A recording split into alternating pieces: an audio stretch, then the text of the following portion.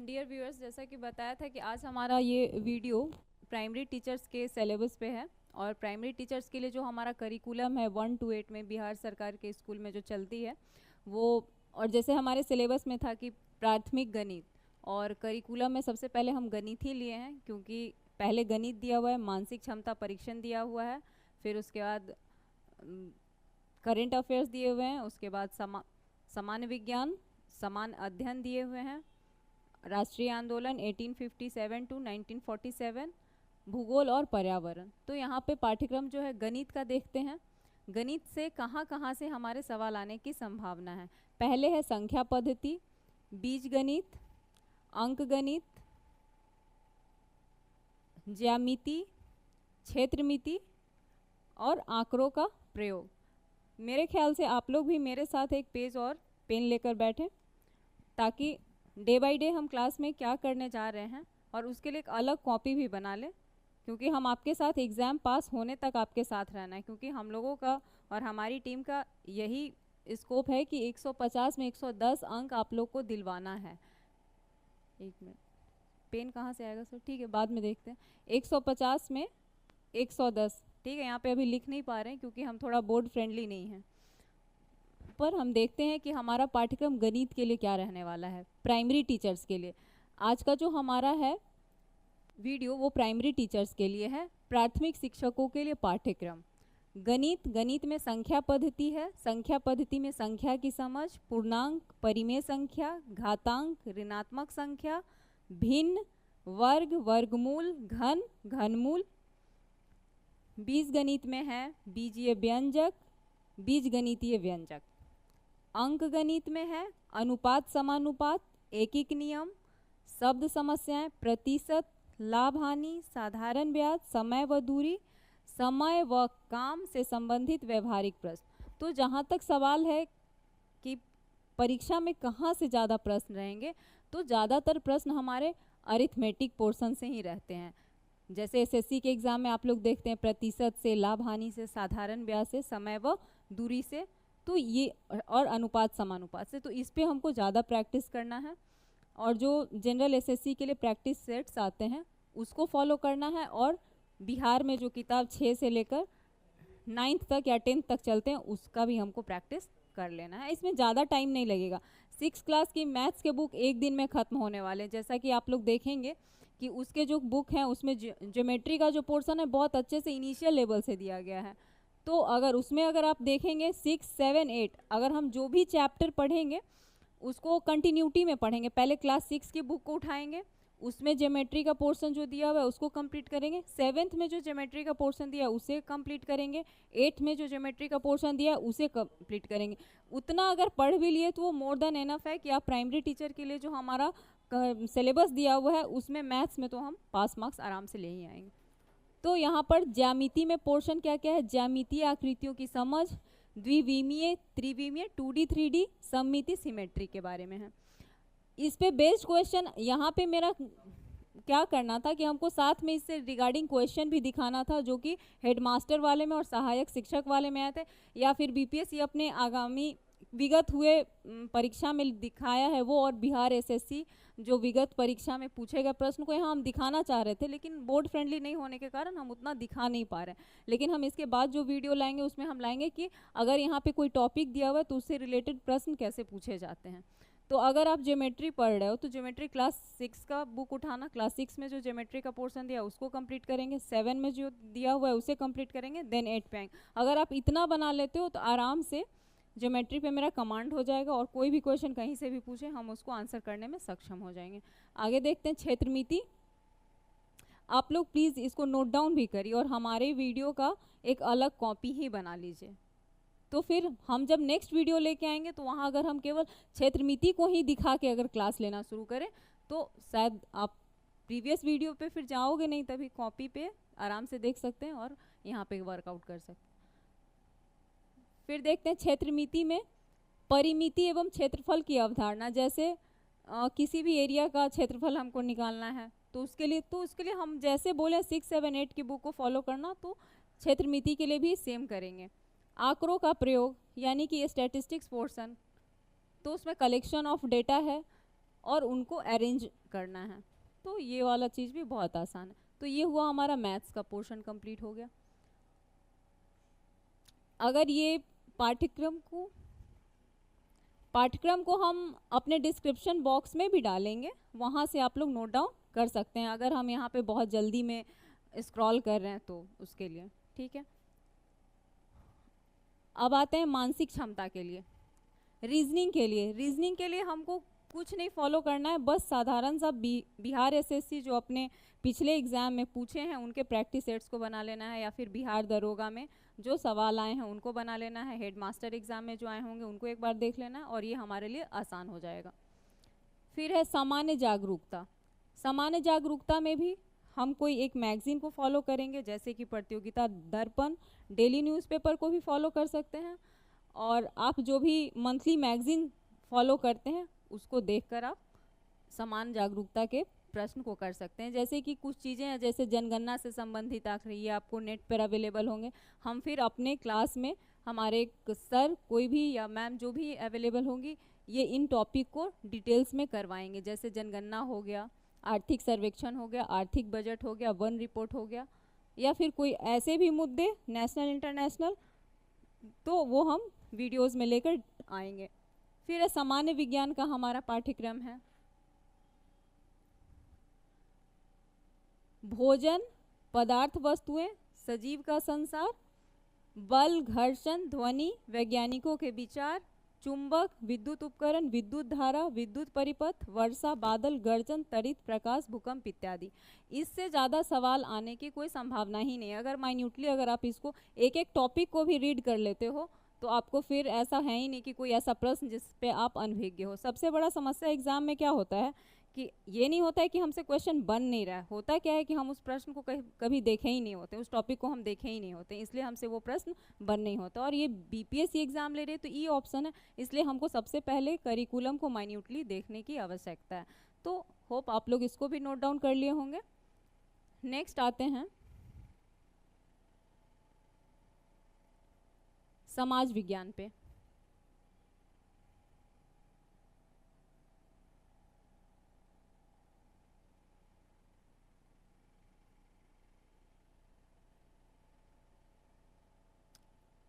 विविधता की समझ से हमारा यहाँ क्या मतलब है?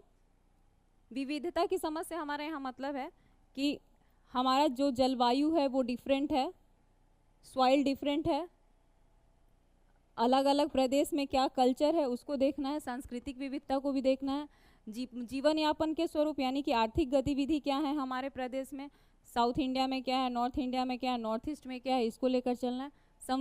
संविधान जहाँ से कि कंपनी के बाद जब क्राउन का शासन आता है तो वहाँ से हमारा संवैधानिक विकास शुरू होता है, तो वहाँ से हमारे संविधान को देखना है। राज्य सरकार एवं कानून, स्थानीय सरकार यानी पंचायती राज, लोकतंत्र में समानता, डेमोक्रेसी को यहाँ देखना है, संसदीय सरकार, न्यायिक व्यवस्था, ये सारे चीज़ क्लास 6, 7, 8 में बहुत अच्छे से दिया हुआ है और उसको हमको फॉलो करना है। लैंगिक पूर्वाग्रह, मीडिया एवं विज्ञापन, हमारे आसपास के बाजार, आर्थिक उत्थान में सरकार के प्रयास, ये हमारा था समाज विज्ञान का पाठ्यक्रम।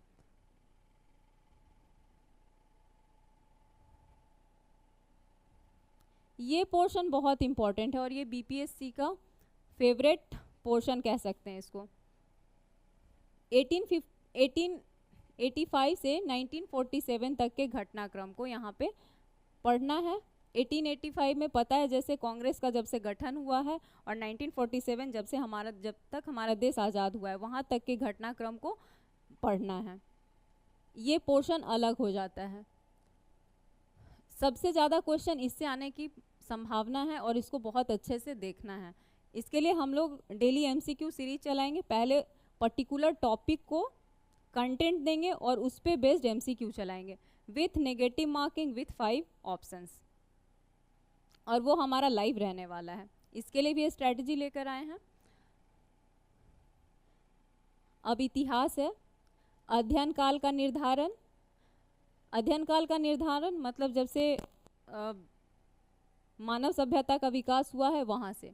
इतिहास लेखन के स्रोत, मध्यकालीन भारत, प्रारंभिक समाज, प्रारंभिक समाज में कृषक, पशुपालक, नगरीकरण, जीवन के विभिन्न आयाम, प्रारंभिक राज्य में जैसे मगध हो गया, मगध, कौशाम्बी, तो ये सब जो महाजनपद थे उस टाइम, उसको प्रथम साम्राज्य, सम्राट अशोक, मौर्य और प्रशासन, इसके संदर्भ में हमको विशेष पढ़ना है सम्राट अशोक मौर्य प्रशासन के बारे में, क्योंकि इससे बीपीएससी में क्वेश्चंस रहते हैं, एक क्वेश्चन इससे कंफर्म रहता है। तुर्क अफगान शासक, कोशिश तो मेरा यही था कि आपको साथ साथ यहाँ पे हेडमास्टर का भी क्वेश्चन लेके चलें, बट हमको अभी इसका स्लाइड नहीं बनाना आया तो यहाँ पे हम आप लोग को दे नहीं पाए, नहीं तो साथ में आपको दिखाते, हेडमास्टर का क्वेश्चन भी इधर दिखाते कि वो उसमें कहाँ से किस पोर्शन से पूछे गए हैं। अगर यहाँ पे जो पाठ्यक्रम का बिंदु देख रहे हैं उसमें से देखते कि कहाँ से क्वेश्चन आए हैं। तुर्क अफगान शासक, मुगल साम्राज्य एवं अफगान, सामाजिक सांस्कृतिक का विकास, 18वीं शताब्दी में नई राजनीतिक संरचनाएं, मुगल साम्राज्य एवं अफगान, भारत में कंपनी शासन की स्थापना, उपनिवेशवाद, जनजातीय समाज, 1857 की क्रांति, ये भी बीपीएससी का फेवरेट टॉपिक है, इससे भी प्रश्न आने की 100% चांसेस है। ब्रिटिश शासन एवं शिक्षा, ये भी बीपीएससी का पोर्शन है। महिलाओं की स्थिति एवं सुधार, तो ये हो गया हमारा इतिहास का पोर्शन। पाठ्यक्रम का एक पोर्शन जो था भूगोल और पर्यावरण का, वो हमारा है, उसमें सौरमंडल, वायुमंडल, जलमंडल, पृथ्वी और उसकी गतियाँ, एक मिनट, ग्लोब और मानचित्र, पृथ्वी की आंतरिक संरचना, विभिन्न ऋतुएं, प्राकृतिक संसाधन एक टॉपिक है भूगोल और पर्यावरण का, जिसमें भूमि, मिट्टी, खनिज, वनस्पति, जल, वन्यजीव।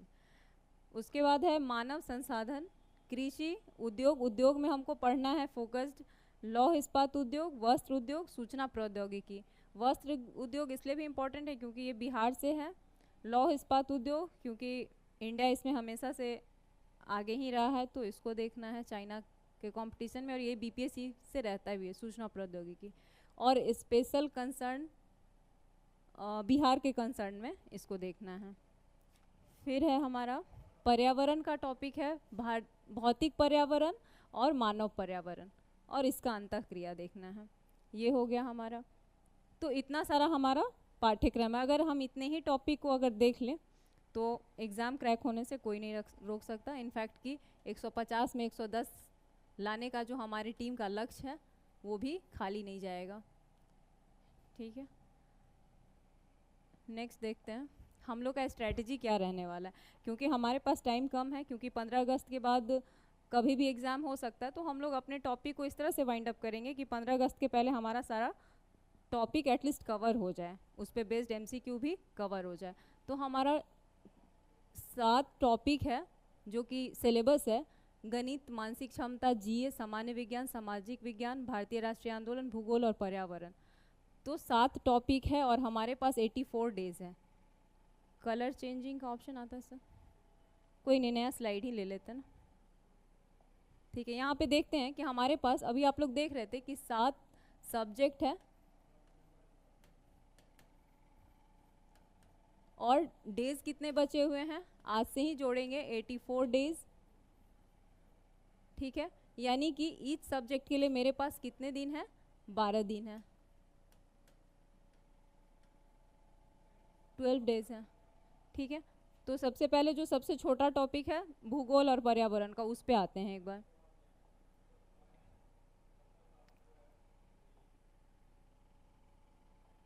यहाँ पे कितना है टॉपिक, 1 2 3 4 5 6 7 8 9 10 11 12। ठीक है, तो एक एक दिन करके हम लोग एक टॉपिक करेंगे और एक भी दिन को हम लोग मिस नहीं होंगे। किसी फालतू से बकवास के लिए हम अपने इस वीडियो को जाया नहीं करेंगे, बस हम उसमें कोशिश करेंगे कि जो टॉपिक दिया हुआ है वो एटलीस्ट कवर हो जाए विथ एमसीक्यूज, तो ये एग्ज़ाम क्रैक करना हमारे लिए आसान हो जाएगा। हमारी टीम का स्ट्रेटजी जैसे कि हम बताए हैं, अपने इस बोर्ड पे भी, स्लाइड पे भी लिख दिए हैं कि हम लोग क्या करेंगे, हर सब्जेक्ट के लिए 12 दिन तो देंगे ही, साथ साथ हम लोग टॉपिक वाइज एमसीक्यू प्रिपेयर्ड करेंगे और वो आपको देंगे, और वो आपके डिस्क्रिप्शन में भी रहेगा और लाइव क्लास में भी एमसीक्यूज करवाए जाएंगे। अभी हमने सिलेबस डिस्कस किया था प्राइमरी टीचर्स का, अब हम प्राइमरी टीचर्स के लिए प्रश्न की प्रकृति कैसी रहेगी उस पर चर्चा कर रहे हैं, क्वेश्चन का नेचर क्या रहेगा उस पर चर्चा कर रहे हैं। कितने प्रश्न आएंगे, तो कुल प्रश्नों की संख्या। जनरल स्टडीज लैंग्वेज की बात हम लोग कर चुके हुए हैं, अब हम बात करें प्राइमरी टीचर्स के लिए जनरल स्टडीज की। प्रश्नों की कुल संख्या 150 है, कुल अंक 150 हैं और टाइम ड्यूरेशन समय अवधि क्या है, 2 घंटे हैं। अच्छा, एक और ज़रूरी बात, प्रश्न वस्तुनिष्ठ ऑब्जेक्टिव टाइप के रहेंगे, साथ ही ऑब्जेक्टिव टाइप के 5 मल्टीपल आंसर्स दिए रहेंगे। यहाँ पे बीपीएससी हर बार कुछ ना कुछ अपने एग्ज़ाम में बदलाव करती है, तो बीपीएससी का ये है कि 5 ऑप्शन हमेशा रहते ही हैं। एक ऑप्शन ए रहेगा, ऑप्शन बी रहेंगे, सी रहेंगे, डी रहेंगे, और सबसे उलझाऊ जो ऑप्शंस हैं, सबसे कठिन जो है, बीपीएससी एग्ज़ाम क्यों कठिन लगता है, बस इस ऑप्शन के कारण, ऑप्शन ई के कारण। ऑप्शन ई क्या है, इनमें से कोई नहीं या 2 से अधिक, यानी कि इनमें से कोई नहीं या फिर इनमें से 2 से अधिक आंसर है। तो वहाँ पे क्या होगा कि हम अगर एक ओवरव्यू भी देखे रहेंगे किसी कंटेंट को, तो हम नहीं आंसर कर पाएंगे। जब तक कि हम उसका गहन अध्ययन, उस पर्टिकुलर टॉपिक का गहन अध्ययन नहीं किए रहेंगे, तब तक हम ये सवाल का जवाब देने में सक्षम नहीं रहेंगे। तो ये बहुत इंपॉर्टेंट है बीपीएससी एग्जाम में। अगर किसी ने इसकी प्रकृति को समझ लिया, ऑप्शंस की प्रकृति को समझ लिया, तो फिर उसके लिए एग्जाम क्रैक करना बहुत आसान हो जाएगा। ठीक है, दूसरा है नोट 2, नकारात्मक अंक का भी यहाँ प्रावधान रहेगा। नकारात्मक अंक कहने का मतलब है कि अगर हम 4 क्वेश्चंस करते हैं, 4 क्वेश्चन किया हमने, 3 क्वेश्चन हमारे सही गए और चौथा क्वेश्चन हमारा क्या हो गया, रॉन्ग हो गया। जैसे क्वेश्चन 1 हमने किया, क्वेश्चन 2 किया, 3 किया, 4 किया, ठीक है। इसमें से क्वेश्चन नंबर 1 सही गया तो इसके लिए हमें 1 मार्क्स मिले, 2 भी सही गए उसके लिए हमें 1 मार्क्स मिले, 3 भी सही गए उसके लिए 1 मार्क्स मिले। लेकिन क्वेश्चन नंबर 4 जो है वो हमारा क्या हो गया, गलत हो गया, तो यहाँ हमें कोई मार्क्स नहीं मिलेगा। उल्टे ये जो हम 3 मार्क्स लाए हैं, 3 अंक जो लाए हैं, प्लस प्लस, तो ये जो 3 मार्क्स लाए, इसमें से हमारा 0.25 मार्क्स काट दिए जाएंगे। तो कितने आ गए,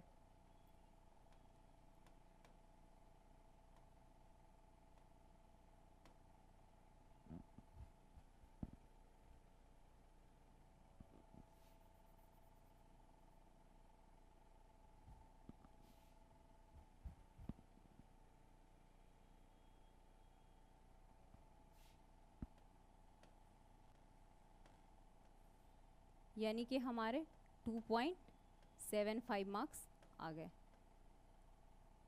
ठीक है, तो हमने 3 क्वेश्चन सही किया, अगर ये सही चला जाता तो यहाँ मेरे टोटल अंक कितने होते, 4, लेकिन एक क्वेश्चन गलत चला गया तो हमारे और मार्क्स कट के कितने आ गए, 2.75। इसीलिए हमें बीपीएससी के एग्जाम में, एग्जाम टफ नहीं होता है लेकिन इसके ऑप्शंस बहुत टफ होते हैं। क्वेश्चन वही मामूली सा रहता है जो कि हमारे करिकुलम में, लेकिन ऑप्शंस बहुत उलझाऊ रहते हैं, तो हमें इसको समझना है। अगर जिसने इस वाले फंडा को समझ लिया, बहुत अच्छे से समझ लिया, इस पे जिसने वर्कआउट कर लिया, तो फिर उसके लिए ये बीपीएससी एग्जाम कुछ भी नहीं है।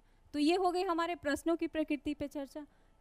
तो हम प्रश्न की प्रकृति पे चर्चा कर ले, लेकिन हमारा ये वीडियो बस इतना के लिए नहीं है। हमारा ये वीडियो मेन है कि हम करिकुलम पे फोकस करें कि हमारा क्वेश्चंस कहाँ से आने वाले हैं, क्वेश्चन कहाँ से आने वाले हैं। इसके लिए हमें बहुत ज़्यादा दूर इधर उधर ये कंटेंट जुटाना है, ये कंटेंट जुटाना है, कहाँ से पढ़ना है, इसको हाय तौबा नहीं करना है। इसी हाय तौबा से बचने के लिए तो बिहार सरकार ने पूरे नियमावली को ही रद्द करके और एक नई नियमावली लाई है ना। कहीं ना कहीं नियोजन नीति में परिवर्तन इसलिए भी बहुत दिनों से महसूस किया जा रहा था, इसके पीछे कई कारण हैं।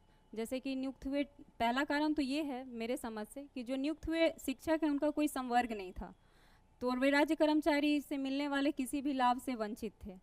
तो उनके लिए जो ऑलरेडी शिक्षक हैं, उनके लिए अगर बीपीएससी से एग्ज़ाम होता है तो वो राज्य कर्मचारी तो बनेंगे ही, साथ साथ उनकी पदोन्नति अधिकारी स्तर पर भी हो सकती है।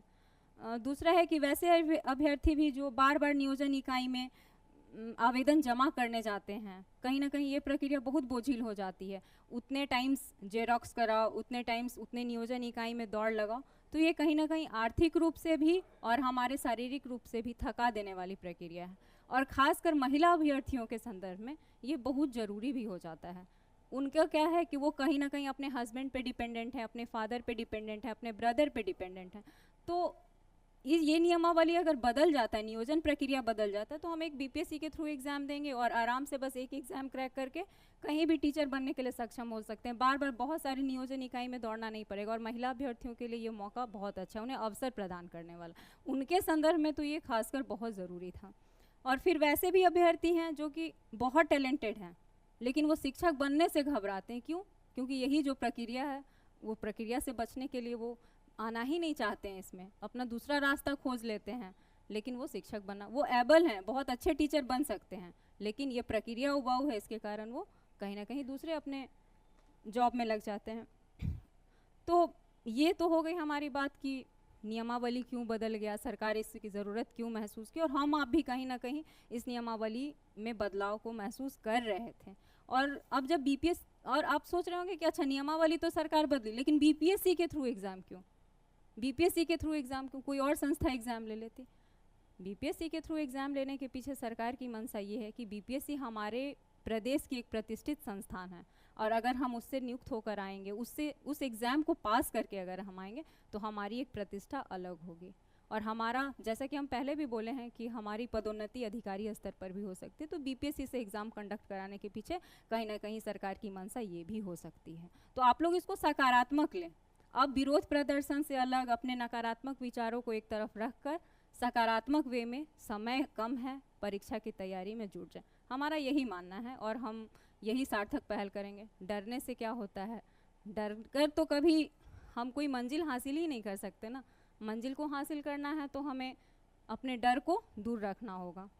जब हम कॉलेज के दिनों में थे, तो हमारे कॉलेज के प्रोस्पेक्टस पे सबसे पहला लाइन था, एडमिशन लेने से पहले हमें उस लाइन को पढ़ना होता था। लाइन था, हे मानव डरे न मन बाधाओं से, हे मानव डरे न मन समस्याओं से, हे मानव। यानी कि हमें कभी डर कर अपने कदम को पीछे नहीं करना है। डर के आगे जीत है, हमेशा हम लोग प्रचार में देखते हैं, ऐड में देखते हैं, तो उसको हमको फॉलो करना है और अपने इस एग्ज़ाम को क्रैक करना है। तो ये तो हो गई ज़रूरी बात कि प्राइमरी टीचर्स के लिए जनरल स्टडीज़ के क्या प्रश्नों की प्रकृति, क्या सिलेबस रहने वाली है, इसके बात होगी। एक और इम्पॉर्टेंट पॉइंट हमारा छूट रहा है। अब जो इम्पॉर्टेंट एक और बात रह गया था कहने को, वो ये था कि मेधा का निर्धारण कैसे होगा जनरल वालों के लिए। मेधा का निर्धारण कहने का मतलब है कि यहाँ पे जो प्रतिशत दिया हुआ है, यानी कि हमारे 150 अंकों के एग्ज़ाम होंगे, 150 अंकों के एग्ज़ाम होंगे, उसमें से हमें कितने मार्क्स लाने होंगे ताकि हम इस प्रतियोगिता में बने रहेंगे। मेधा में नहीं, प्रतियोगिता में बने रहने के लिए भी यहाँ मिनिमम क्वालिफाइंग मार्क्स दिया हुआ है। जैसे जनरल कैटेगरी के लिए 40%, यानी कि 150 का 40% 60 नंबर लाने होंगे। ओबीसी के लिए 36.5%, यानी कि 54.75 अंक लाने होंगे। 150 में से 54.75 अंक लाने होंगे ओबीसी के लिए। ईबीसी के लिए 34%, यानी कि 150 में से 51 नंबर लाने होंगे, अन्यथा वे प्रतियोगिता से बाहर माने जाएंगे। उसी तरह SC ST फीमेल कैटेगरी के लिए 32%, ठीक है, यानी कि 48 नंबर। 48 नंबर कितने में से? 150 में से 48 नंबर। हमारा जनरल स्टडीज़ पेपर कितने मार्क्स का? 150 मार्क्स का। 150 में से हमें जनरल के लिए 60, ओबीसी के लिए 54.75, ईबीसी के लिए 51 और SC ST फीमेल के लिए 48 अंक लाने अनिवार्य होंगे, अन्यथा इससे कम मार्क्स लाने वाले प्रतियोगिता से बाहर माने जाएंगे, अब प्रतियोगिता में ही नहीं रहेंगे।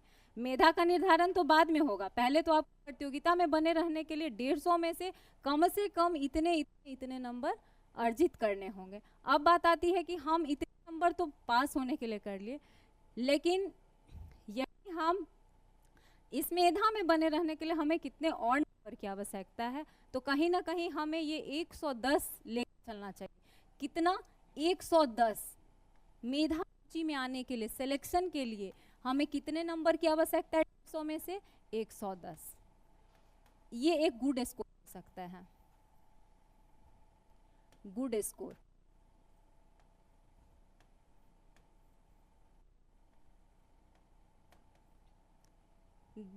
कहीं ना कहीं बीपीएससी एग्जाम ले रही है, तो बीपीएससी अपने पैटर्न को कहीं ना कहीं फॉलो करेगी और नंबर देने में भी वो अपने ही पैटर्न को फॉलो करेगी। इस बात को आप लोग को ध्यान में रखना। जो भी व्यक्ति इस बात को जो भी अभ्यर्थी इस बात को अगर ध्यान में रख लेंगे, तो उनके लिए ये एग्जाम क्रैक करना क्या कुछ भी नहीं रहेगा। तो आइए देखते हैं इस 110 लाने के लिए हमें करना क्या होगा, किस स्ट्रेटजी पे वर्क करना। तो हमारे बिहार सरकार द्वारा उनके विद्यालयों में संचालित होने वाले पाठ्यक्रमों को विस्तृत रूप से सूक्ष्म विश्लेषण करना होगा। पाठ्यक्रम 1 to 8 में क्या चलते हैं, फिर 9 10th में क्या चलते हैं, 11 12th में क्या चलते हैं, सभी विषयों के पाठ्यक्रम को यदि हम सूक्ष्म अध्ययन कर लेंगे तो ये हमारे लिए इतना मार्क्स लाना बहुत आसान काम हो जाएगा, कोई भी मुश्किल काम नहीं रहेगा। और आप घबराने की ज़रूरत नहीं कि इतना नंबर लाना ही बहुत, क्योंकि हम इस वीडियो के ज़रिए, इस वीडियो सीरीज के ज़रिए आपके समक्ष इसलिए प्रस्तुत हुए हैं कि किसी भी अभ्यर्थी का ये परीक्षा चूक नहीं होना चाहिए। हर बच्चा को, हर अभ्यर्थी को निश्चित सिलेक्शन होना है अगर आप हमारे इस वीडियो को लगातार कंटिन्यू वे में देखते रहेंगे। तो हम आपके साथ लेके आएंगे वो डिटेल स्ट्रेटेजी कि आपको कैसे 110 150 में से 110 अंक लेके आना है, क्योंकि हमारी CSP एकेडमी की टीम BPSC लगातार 10 वर्षों का अनुभव रखती है।